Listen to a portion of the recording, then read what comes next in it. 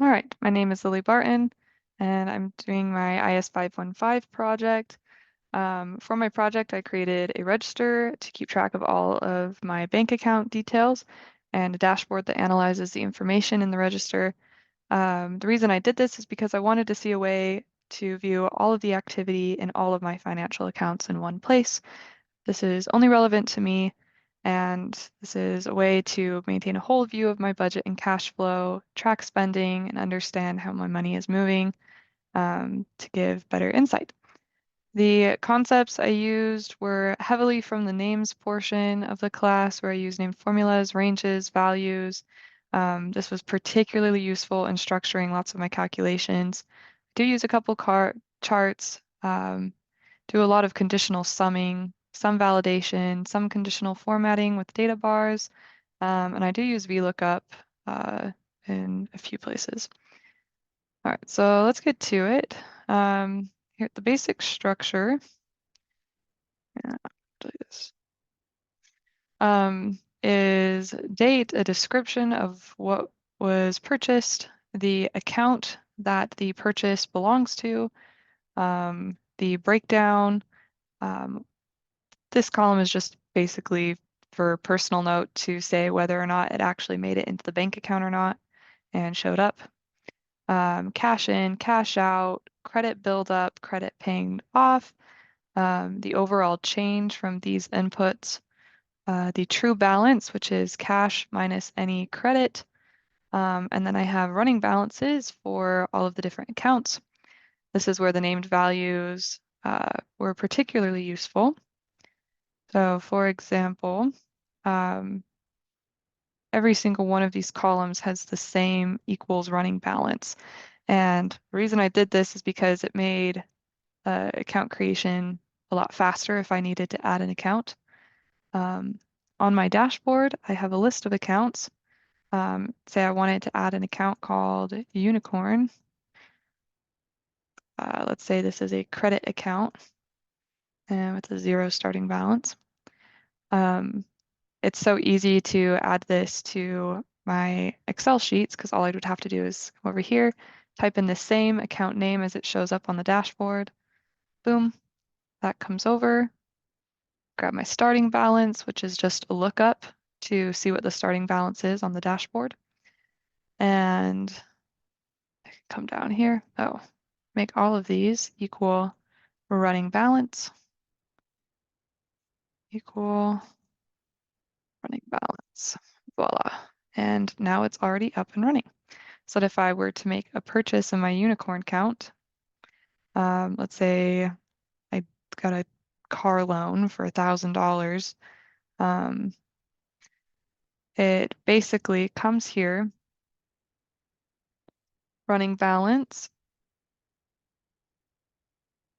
It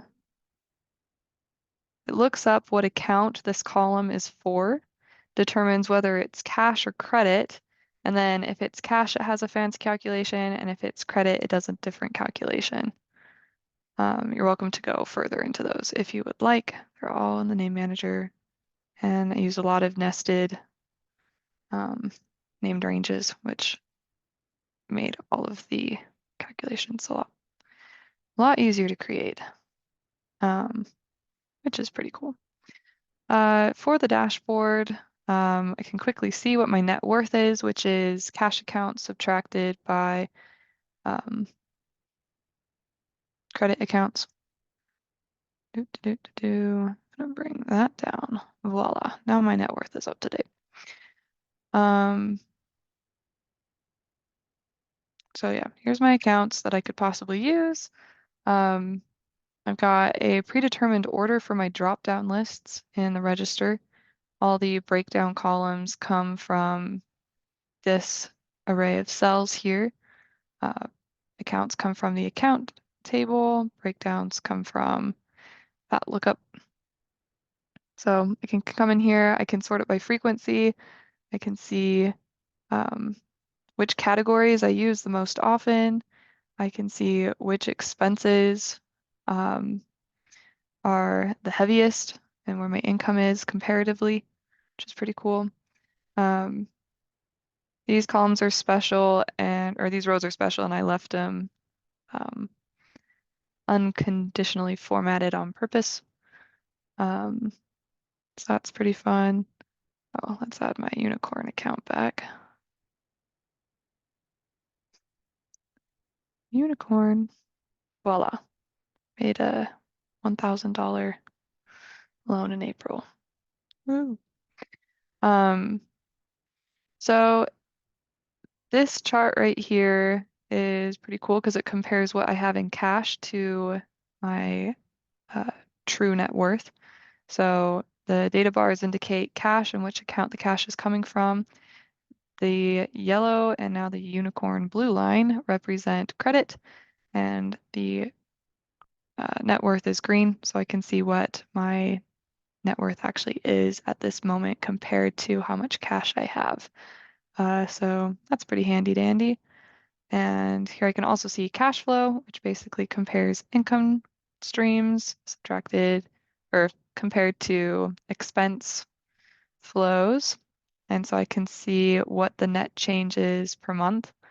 And that line indicates uh, whether it had a positive net gain or a net loss in the month, which is also really helpful.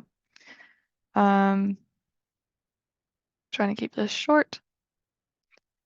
Let's see, budget estimation is kind of fun and just a helpful way to start planning what I want to do for the upcoming month.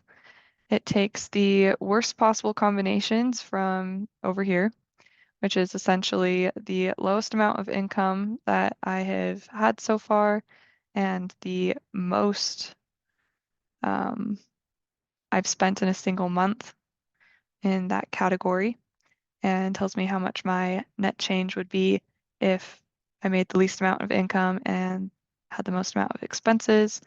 It also takes the averages, and then I can come here and use that information from the worst and the averages to uh, make changes and see how that would affect me in the future. And then this simply takes the current net worth that I have, whoops, which is really nice, so that it can constantly predict what would happen in the future if I had a month that looked like this. So yeah, I'll keep it short. Feel free to investigate further. And yeah, had a lot of fun doing this project.